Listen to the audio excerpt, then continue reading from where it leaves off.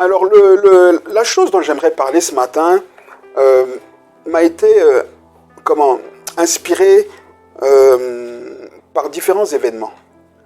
Je ne vais pas les citer comme ça nommément parce que c'est pas forcément intéressant, mais j'aimerais quand même vous donner un petit exemple du type d'événement qui m'ont inspiré. Je vais parler de foot. Tout le monde connaît un peu le football. Un peu. Tout le monde sait ce que c'est qu'un carton jaune au foot. Non? Bon, dans le foot, quand on fait une faute, quand on est violent dans le jeu, dans une action, on a un carton jaune pour nous avertir. D'accord? Si on a 2 cartons jaunes, on a un carton rouge, on est exclu. Si la faute est trop violente, on a un carton rouge direct, on sort. Et quand on est exclu, en fonction de la violence, on peut avoir un match ou 2 matchs ou plusieurs matchs de suspension. C'est bon pour tout le monde? Ben, c'est un peu important quand même par rapport à ce que je vais dire. Pas très important, mais c'est important. Et donc, je parlais des événements qui m'ont inspiré ce que j'aimerais partager avec vous ce matin. Cette semaine, je lisais dans un article l'interview d'un entraîneur de foot professionnel qui parlait d'un joueur, un très bon joueur, un joueur français, un très bon joueur. Et il disait de ce joueur, c'est dommage, parce qu'il a toutes les qualités pour jouer en équipe de France. Alors évidemment, c'est vrai, c'est un joueur que moi j'aime bien aussi, bon, on va pas dire son nom, c'est pas important. En tout cas, il disait, il a toutes les qualités pour jouer en équipe de France. Et quel joueur de foot ne commence pas à jouer au ballon en disant, je vais jouer pour mon équipe nationale? Ça n'existe pas. Tous les joueurs, même les petits, quand ils commencent, ils rêvent de jouer pour leur équipe nationale. C'est vraiment le top du top, ok? Et il disait, il a les qualités pour jouer en équipe nationale, mais il disait aussi, malheureusement, il n'y arrive pas. Pourquoi? Parce qu'il prend trop de cartons. Ok? Et quand tu prends beaucoup de cartons, tu es suspendu pour beaucoup de matchs. Et donc forcément, on n'a pas envie de te prendre. Vous comprenez? Et ce qui m'a intéressé, c'est qu'il disait, on a beau parler avec lui, c'est l'entraîneur qui parlait du joueur, il disait, on a beau parler avec lui, on a beau lui faire comprendre les choses, il les comprend. Mais il dit lui-même, le joueur, qu'à un moment, quand les 2 fils dans son cerveau se touchent, il pète un câble.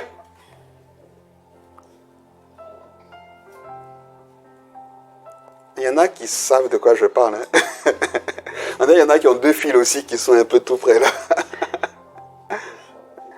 Et ce qui m'a interpellé ici, c'est l'incapacité qu'on a parfois, presque systématique en fait, à résister, à dire non à des choses qu'on sait pas bonnes pour nous.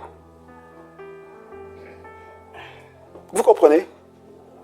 Ça veut dire que parfois il y a des choses qui sont là devant nous, on sait qu'en les faisant, ça va nous faire du mal. Mais on est comme incapable de dire non, je ne fais pas. C'est un peu ce que ce joueur-là y vit. Parce qu'il sait que s'il est plus discipliné sur une saison, une moitié de saison, et qu'il prend moins de cartons, il a des chances d'être appelé en équipe nationale. Mais c'est plus fort que lui. Quand les fils se touchent, il n'y arrive pas. Et d'observer ce phénomène m'a poussé à me poser la question de savoir, ou plutôt de m'intéresser à une notion qui est la notion de la volonté de l'homme. Vous êtes avec moi? Pourquoi? Parce qu'on parle souvent de la volonté de Dieu. D'ailleurs, je pense que la volonté de Dieu est une des expressions les plus utilisées dans l'Église. C'est la volonté de Dieu, c'est pas la volonté de Dieu. Qu'est-ce que la volonté de Dieu? Est-ce que c'est la volonté de Dieu? Enfin, on parle de la volonté de Dieu tout le temps dans l'Église. Évidemment, parce que la volonté de Dieu est, pour nous chrétiens, on le croit, la chose à faire absolument. Amen. Mais qu'en est-il de la volonté de l'homme? Pourquoi est-ce que l'homme, parfois, j'allais dire souvent, mais moi je suis dur, hein, vous savez, il faut m'équilibrer aussi des fois. Parfois, pourquoi l'homme, quand il sait qu'il est face à la volonté de Dieu et qu'il ne doit pas faire quelque chose, il est incapable de dire oui ou incapable de dire non en fonction de ce qu'il doit faire ou pas. Et je vous avoue que ça m'a interrogé Interrogé parce que justement, je parlais avec un copain aussi qui se trouve dans une situation comme ça où il devait faire un choix. Un choix qu'il savait bon pour lui. Et quand je l'ai mis face à ce choix, il m'a dit non, je ne peux pas.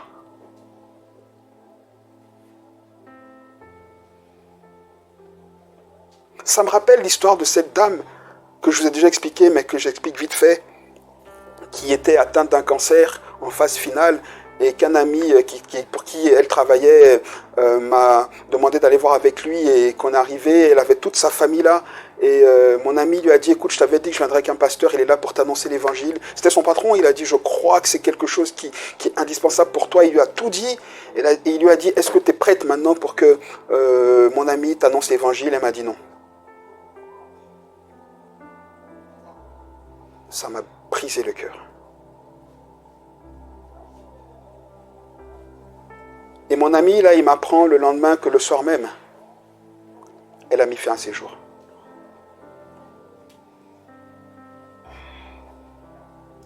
Alors je reste devant cette interrogation de la volonté de l'homme.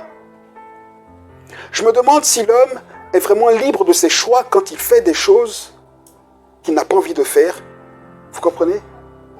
Et quand il est incapable de faire des choses qu'il doit faire. Et c'est ici le premier texte que j'aimerais qu'on lise, parce qu'en pensant ça, évidemment, le premier texte qui m'est venu est un texte qui est connu de Paul, qui se trouve donc dans cette lettre de Paul aux Romains, dans Romains 7, que je vous ai demandé de prendre à l'instant. Et au verset 15, voilà ce que l'apôtre Paul dit. Il dit, je ne sais pas ce que je fais. Je ne fais pas ce que je veux, mais par contre, je fais ce que je hais. Je ne fais pas ce dont je rêve, ce dont j'ai envie, ce que j'aimerais, ce que je souhaite. Je suis incapable de le faire, mais par contre, je suis capable de faire la chose que je déteste. Et pour moi, il y a un mystère ici. Je pense que nous tous, on s'est retrouvés, on se trouve souvent face à cette réalité. Et il y a un mystère. Il y a un mystère. Alors pour résoudre ce mystère, comme toutes les questions existentielles de l'humanité, il faut aller au commencement. Parce que là-bas au commencement, il y a clairement décrit la volonté de Dieu pour l'homme. Tout ce que Dieu a établi pour que l'homme vive en paix avec Dieu et en paix avec lui-même. Et bien sûr en paix avec les autres. Ok? Vous êtes avec moi? On va vite regarder là-bas dans Genèse, au commencement. Allez, allons-y.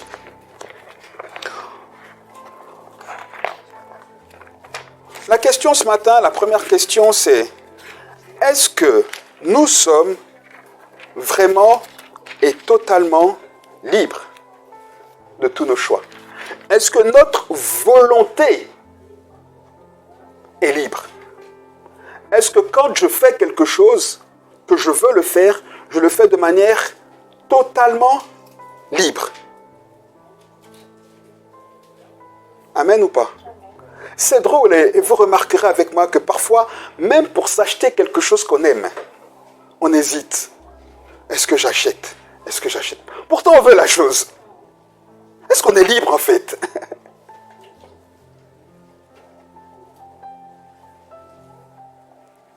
Souvent, on hésite moins quand c'est pour quelqu'un. On se dit, oh, je vais lui faire plaisir, ça va lui faire plaisir. Donc, on a comme une culpabilité qui part. Mais quand c'est pour nous, est-ce que j'achète? Est-ce que j'achète pas? Est-ce que ça vaut le coup? Est-ce que ça vaut pas le coup? Est-ce que c'est une bonne dépense? Est-ce que c'est pas une bonne dépense? Vous comprenez? Est-ce qu'on est libre en fait? Vous avez déjà posé cette question? Est-ce que tu es libre?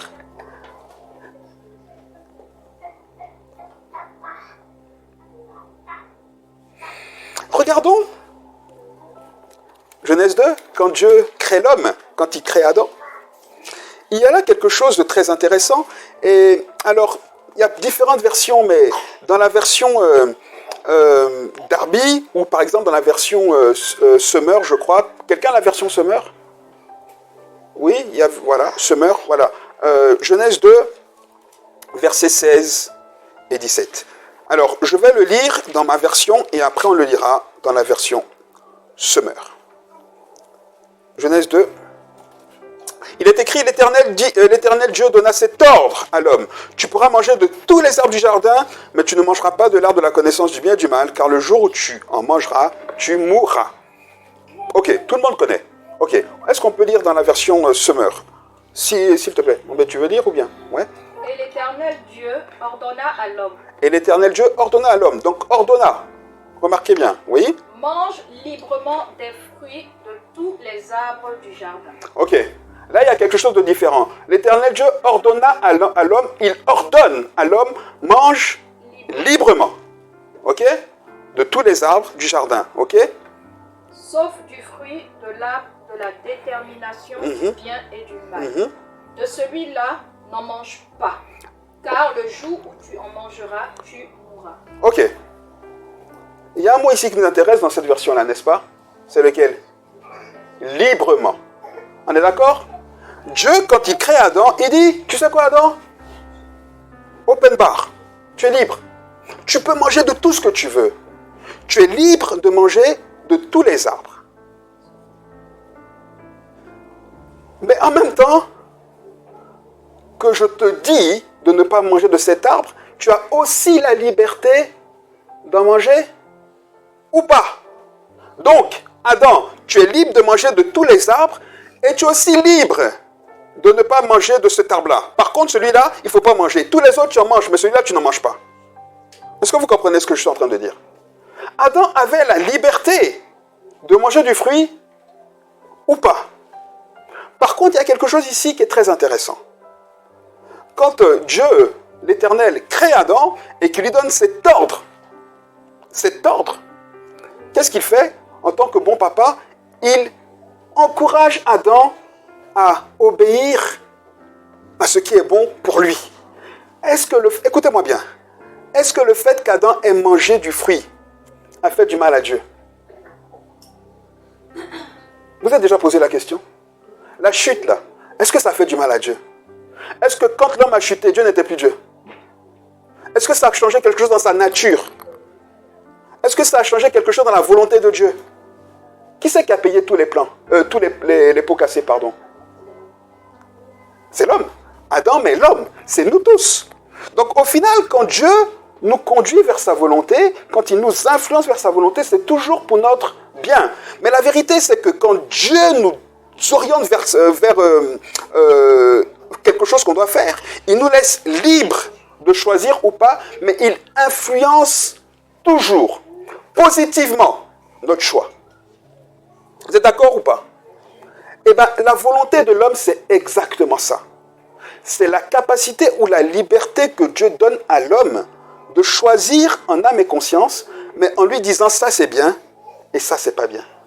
Et vous regarderez, toute la Bible dit, Dieu dit quand il parle au peuple d'Israël, il dit je mets devant toi la vie et la mort, mais choisis la vie. Mais choisis. Après tu es libre. Amen ou pas? Quelqu'un comprend ce que je dis ce matin? Ce que je suis en train de dire ce matin, c'est que bien qu'on soit au bout de la chaîne, libre et seul, décideur de ce qu'on veut, quand c'est bon pour nous, Dieu veut toujours nous influencer. D'ailleurs, c'est ce qu'on a fait un peu ce matin, non? En présentant Ismaël au Seigneur. On a dit quoi? On a dit, un jour, on prie, on a la foi qu'il va lui-même servir Dieu. Ok? Mais en même temps, on a recommandé aux parents et à l'église de l'influencer parce qu'on sait que c'est bon pour lui. Ça ne veut pas dire qu'on va le contraindre, parce que vous remarquerez bien que Dieu n'a pas contraint Adam en disant « Ne va pas vers l'arbre, ne va pas vers l'arbre ». D'ailleurs, s'il voulait le contraindre, il aurait fait ce qu'il a fait après qu'Adam ait péché. En ce qui concerne l'arbre de la vie, il a dit quoi? Mettez des anges pour ne pas qu'il y ait accès. Il nous jamais contraint. Toujours influencé, orienté. Mais qui c'est qui décide? Toujours l'homme. Amen ou pas? Et c'est ça la volonté de Dieu. C'est ça la volonté de Dieu en ce qui concerne la volonté de l'homme. Vous êtes avec moi? Ok. Une fois que j'ai dit que l'homme est le seul décideur, j'ai quand même ici un problème. J'ai un problème parce que, au final, et je l'ai dit en introduction, la majorité des personnes très peu sont celles qui disent « Ok, moi je prends la décision, c'est fini », je dis non. Ce que j'entends souvent, c'est « Ouais, je vois que je ne dois pas le faire, mais c'est plus fort que moi. Je sais que je ne dois pas le faire, mais en fait, je peux pas. » Ou alors, il y en a qui disent carrément « J'en ai pas envie. » Il y en a qui disent « J'ai pas la force. » J'ai pas la force. Et ça, c'est souvent vrai pour les personnes qui sont liées par des addictions, vous savez. Les personnes qui sont droguées, les personnes qui... Enfin, les addictions. Alors, il y a toute forme d'addiction. Hein. On parle de celles qu'on connaît, mais il y a toute forme d'addiction. Des personnes qui savent que leur addiction les tiennent enchaînées, leur font du mal, à qui on propose une voie de sortie, mais qui sont incapables, qui disent « Non, mais je peux pas. C'est plus fort que moi. » Alors, une chose que j'ai déjà dit par rapport à ça, c'est que quand quelque chose est plus fort que nous, et je le répète, quand quelque chose est plus fort que nous, derrière cette chose-là, il y a toujours le diable. Toujours. Toujours. Qui était derrière Ève pour qu'elle mange du fruit? Qui lui a parlé? Non, parce que vous me regardez avec des yeux comme ça, comme si... Non, dites-moi, qui lui a parlé? Qui? C'est le diable ou pas? Et quand elle a mangé, qui l'a influencé d'aller dire à Adam? Qui? C'est le diable. Parce qu'il a dit, tu vas mourir. Il dit, quand elle a mangé, elle dit, je ne suis pas morte. Il dit, non, tu as vu, tu n'es pas morte. Regarde, tes yeux voient d'autres choses et tout. Tu as vu, tu as une intelligence. Je te dis qu'il ne voulait pas que tu sois comme lui. Va dire à Adam, Adam, il est bête. Il pense qu'il va mourir. Elle a couru, bébé, tu sais quoi, j'ai mangé, regarde. Je ne suis pas morte. Au contraire, je vois des choses que toi, tu ne vois pas. Il dit, ah oui, mange. Qui a encouragé ça? Qui? C'est le diable. Ah oui. Donc, derrière quelque chose qui est plus fort que nous, il y a toujours l'action du diable. Vous êtes avec moi? Alors, là aussi, j'ai un problème. Là aussi, j'ai un problème. J'ai un problème pastoral. Mais qui va vous rejoindre, parce qu'on est tous au même niveau. J'ai un problème parce que souvent, on a prié pour des personnes, on a coupé les liens, chassé les démons, propres.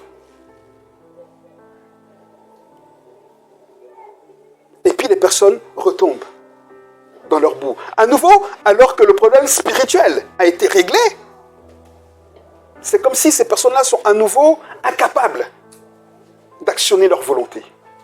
Vous êtes avec moi ou pas? Ah, je sens que vous êtes intéressés ce matin.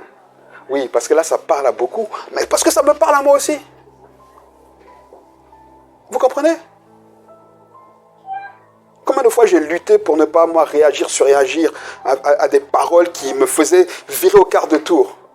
Demandez à ma femme. Moi, je vous dis toujours, je mettais ma vie en danger bêtement. Mais pour rien, tout le temps. C'était ça. En fait, moi aussi, mes fils, là, moi, j'en avais 4, en fait. Zzz.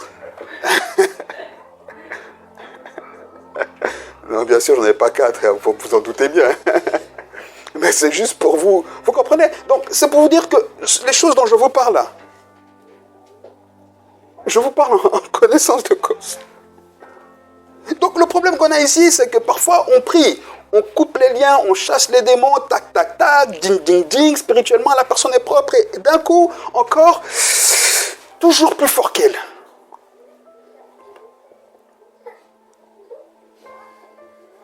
Et c'est là qu'on comprend que Paul lui-même a pu dire « Je ne comprends pas ce que je fais. Je suis libre. L'Esprit de Dieu m'a régénéré. Je suis né de nouveau. J'ai compris l'Évangile. Je sais que Jésus est mon sauveur. Je comprends la sainteté de Dieu. Je sais qu'il me veut pur. Je veux moi-même me consacrer à lui. Mais j'ai un problème. Parce que ce que je veux faire, je n'y arrive pas. Mais c'est ce que je déteste faire que je fais.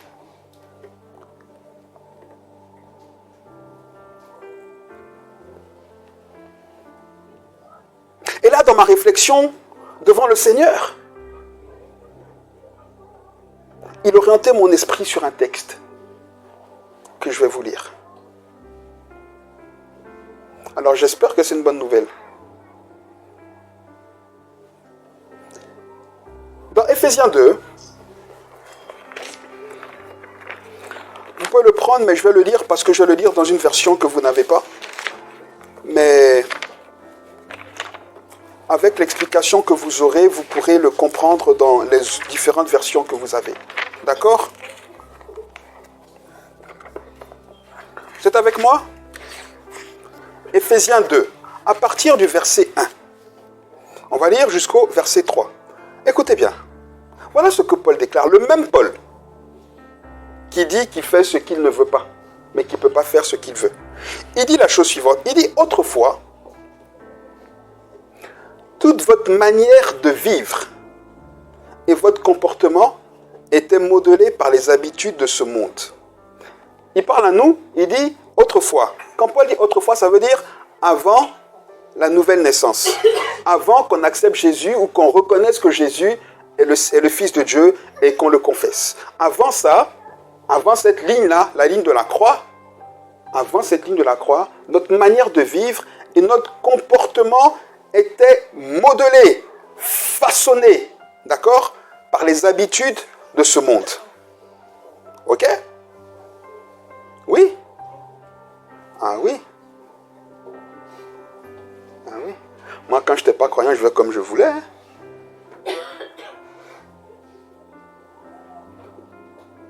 Je fais du mal à qui je veux, je m'en fous.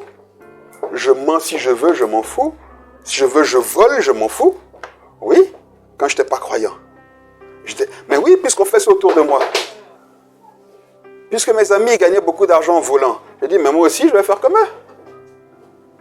Vous comprenez? Donc j'étais modelé, en fait, par les habitudes de ce monde. Et il dit, écoutez bien, vous obéissiez, dans nos versions secondes là, c'est dit, on vivait selon le prince de la puissance de l'air, de l'esprit qui agit maintenant dans les fils de la rébellion. On comprend ce que ça veut dire, mais pas bien. Ici, il dit, vous obéissiez à Satan. Voilà, c'est ça qu'on doit comprendre en fait. Quand on fait ça, on obéit à Satan. Et quand on obéit à quelqu'un, c'est que la personne est maître de nous. On est soumis à la personne. Oui ou non? C'est pour ça que même les enfants, ils ont de la peine à obéir à partir d'un certain âge. Pour ça, ma fille, ma grande là, non, papa, non. Donc il faut batailler. Parce qu'elle dit, mais t'es plus mon maître là. Et moi j'ai 16 ans là. Mais je suis son père. Vous comprenez? Parce que naturellement, quand on se soumet à quelqu'un, on fait de la personne notre maître. Donc quand on obéit à Satan, on n'a pas confessé Satan, mais d'office, c'est notre maître. Parce que ce qu'on fait, ça découle de la nature de Satan. Et donc finalement, on dit, Satan, tu es mon papa. C'est ce que Paul dit. Ah oui! Ah ben oui! C'est pas beau, hein? Mais en vérité, c'est ça. Il dit, vous obéissiez. Alors, pour nous, il parle au passé, hein? Alléluia. Vous obéissiez à Satan qui règne, écoutez, qui règne en maître sur l'atmosphère spirituelle que nous respirons et qui influence la mentalité ambiante. Est-ce que vous comprenez? Parce que n'oublions jamais que Satan est le maître de ce monde-là. En fait, je pense que ça, c'est une réalité que les chrétiens doivent garder à l'esprit. Il ne faut pas l'oublier. Il ne faut pas l'oublier. Il ne faut pas l'oublier. Le jour où Adam, qui avait les clés, la responsabilité du monde, a mangé du fruit, Satan lui a dit, donne-moi la clé du monde. Parce qu'il s'est soumis à Satan. En obéissant à Satan, il a fait quoi? Je viens de le dire. Il a dit, Satan est mon maître, en désobéissant à Dieu. Il s'est soumis à Satan. En se soumettant à Satan, il a proclamé Satan comme son maître. Alors que c'est lui qui était le responsable du château. Et donc, quand Satan l'a dominé, il a dit quoi? Tu me donnes la clé. Dépêche-toi. Adam a fait quoi? Il peut résister? Il a donné la clé. Maintenant, qui est le maître du monde? C'est Satan. Ah, mais oui! Ah, mais oui! Le problème, c'est qu'on ne croit pas, on ne comprend pas qu'on vit dans un monde qui est dominé par Satan. Même Jésus le dit. Regardez là-bas dans Luc. Il le dit. Satan est le prince C'est ce que Paul dit. Le prince de la puissance de l'air, le prince de ce monde. Ah oui? Vous comprenez? Et il dit, on obéissait à Satan. On obéissait à l'atmosphère spirituelle et on a respiré cette atmosphère qui est influencée par Satan. Et il dit, Satan influence la mentalité ambiante. Et donc, on vivait dans la dépendance des esprits mauvais qui accomplissaient leurs œuvres en nous. C'est pour ça qu'on fait des choses qu'on ne veut pas faire. Vous comprenez? Verset 3.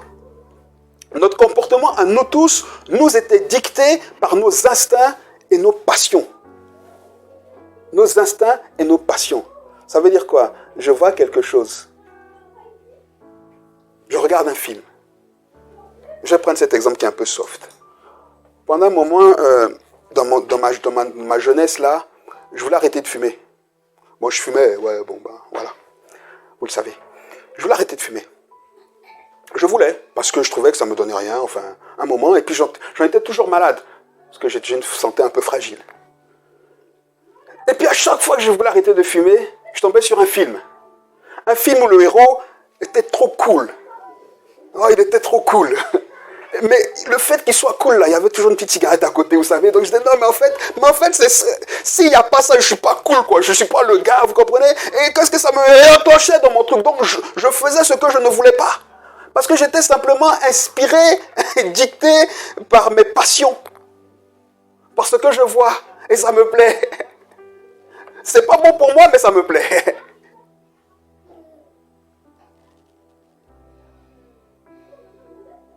Vous comprenez? Et ça arrive souvent. Vous savez, je vais dire ça quand même. Peut-être que ça peut aider quelqu'un un jour. Vous savez, quand on fait le choix du conjoint, le choix du conjoint, là, il est influencé par nos passions aussi. Hein? Donc parfois, on tombe sur quelqu'un qui nous plaît, mais on ne l'aime pas. Mais la personne nous plaît. C'est juste charnel, en fait. Et puis en même temps, on tombe sur quelqu'un qu'on aime, mais qu'on pense qu'il ne nous plaît pas. Parce que c'est pas le gars ou la fille qu'on a vue dans le clip ou dans le film. Et puis on dit non, mais en fait, non, il n'est pas grand, il n'est pas costaud, oh, il n'est pas comme ça. Non, non. Et donc parfois, on fait le mauvais choix. Et comme on a fait le mauvais choix, pris par nos passions dans ce mauvais choix, qu'est-ce qui se passe? On va dans tous les sens.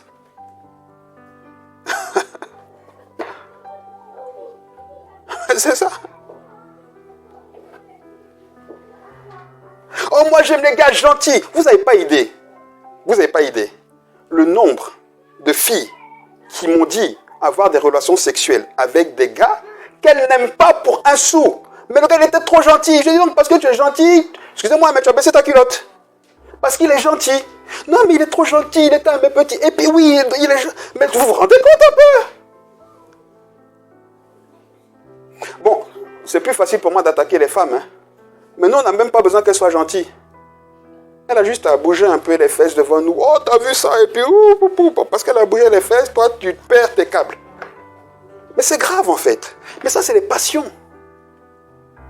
C'est les passions de nos corps. Pourquoi? Parce qu'on va regarder des images de filles qui balancent les fesses et on se dit, oui, ça, c'est ça qui me plaît. Ouais. Et puis, ça nous bourre la tête. Et dès qu'on envoie une zing, les fils. Non, mais... Je suis fait de la même chair que vous, hein, croyez pas. Hein. Vous comprenez ce que j'essaie de dire ce matin? Mais quand on fait ça, la Bible dit quoi? On obéit à qui? À Satan. Satan, il se frotte les mains. Dans peu de temps, je vais te tomber dessus.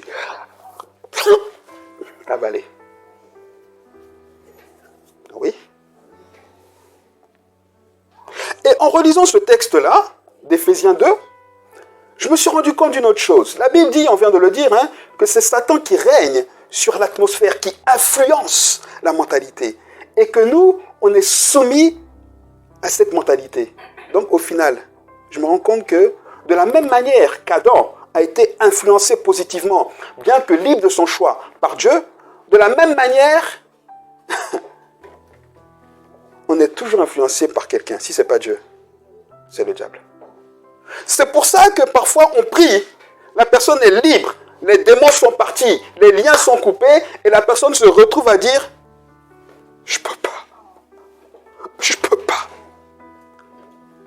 Dans cette, vous savez, cette contrariété, cette contradiction, pardon, évidente. Est-ce que quelqu'un est avec moi ce matin?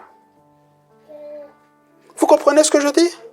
Et donc ma conclusion, c'est qu'en fait, aucun homme n'a une volonté libre.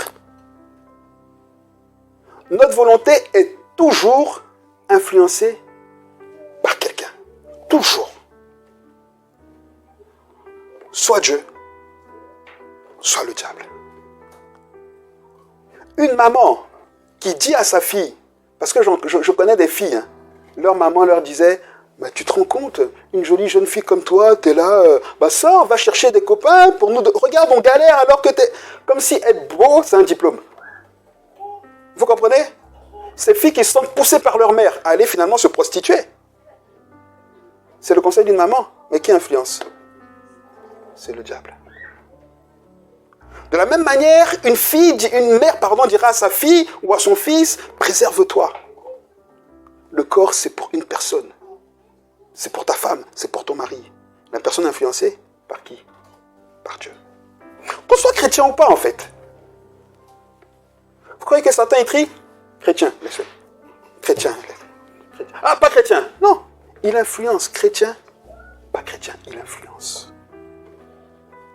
C'est pour ça que nous, les chrétiens, on fait comme Paul. Malheur à moi! Je fais ce que je ne veux pas. Et je suis incapable de ne pas faire ce que j'aimerais pas. Amen. Et quand on regarde, je finis, mais quand on regarde notre société, on comprend que c'est le diable qui influence la société. Oui. Ah mais oui. Il influence. Comment vous pouvez imaginer que des hommes intelligents, les gens qui nous gouvernent, qui disent on fait toutes les études, etc., ils soient d'accord pour marier deux personnes de sexe différent. Mais ça donne quoi? Mais ça donne quoi? On reproduit quoi? Comment? Et ils sont heureux. Ils veulent une famille, mais ils ne peuvent pas avoir de famille. Et on est d'accord avec ça. Des gens qui réfléchissent, qui disent à leur enfant, qui a 12 ans, 12 ans, mes enfants ont 12 ans, ils ne savent pas ce qu'ils veulent. 12 ans. Moi, je m'appelle Claude, mais en fait, je suis une fille. Moi, c'est Claudine. Il faut me changer, c'est Claudine. Oui, Claudine. Mais comment est-ce qu'on peut expliquer que des gens qui sont censés encouragent de telles choses s'ils ne sont pas influencés par le diable? C'est leur influence. Et donc, tant qu'on sera connecté à l'influence du diable, on aura toujours ce conflit-là. Je ne peux pas. C'est pour ça qu'il y a même des gens qui fatiguent les pasteurs. Ce n'est plus des démons en vérité. C'est ta volonté propre. Maintenant, à qui tu décides de soumettre ta volonté? C'est une décision. Notre décision consiste à dire je soumets ma volonté à Dieu ou je soumets ma volonté au diable. Amen.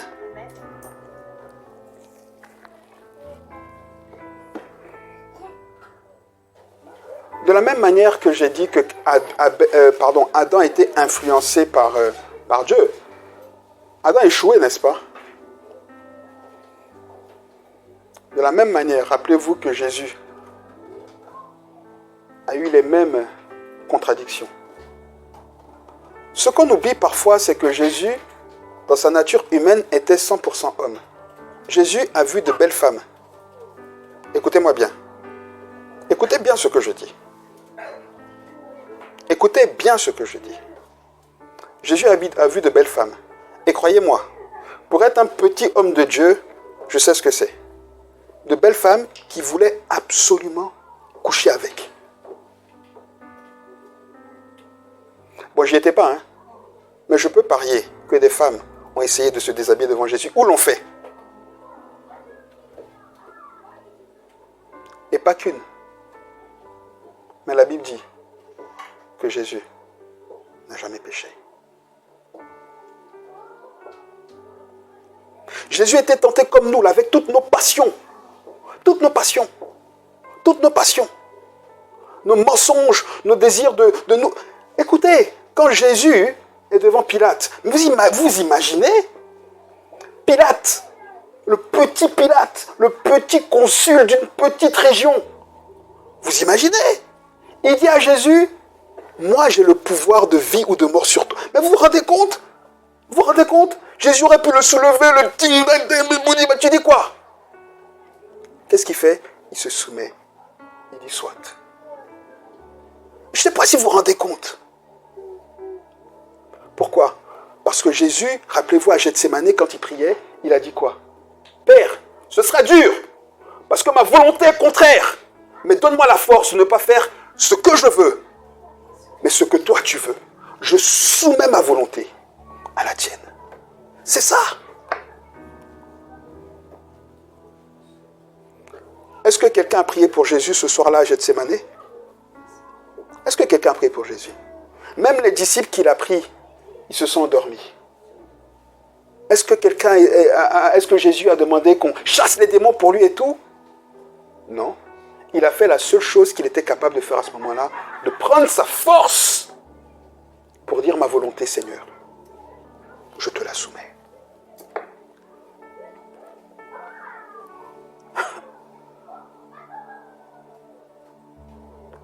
Et si Jésus vit en nous, comme on l'a chanté, Paul dit, aujourd'hui, si je vis, ce n'est plus moi qui vis, c'est Christ qui vit au travers de moi. Le problème, c'est que là, on entend Christ vit en moi. Ouais, évidemment. Il y a beaucoup de muscles qui vivent en toi. Tu ne les utilises pas tous toujours. Hein? On est d'accord? Donc quand on dit Christ vit en moi, c'est-à-dire qu'on le laisse faire si on veut, quand on veut, comme on veut. Mais quand on dit que Christ vit au travers de moi, on comprend que c'est lui qui dirige notre vie. Amen ou pas?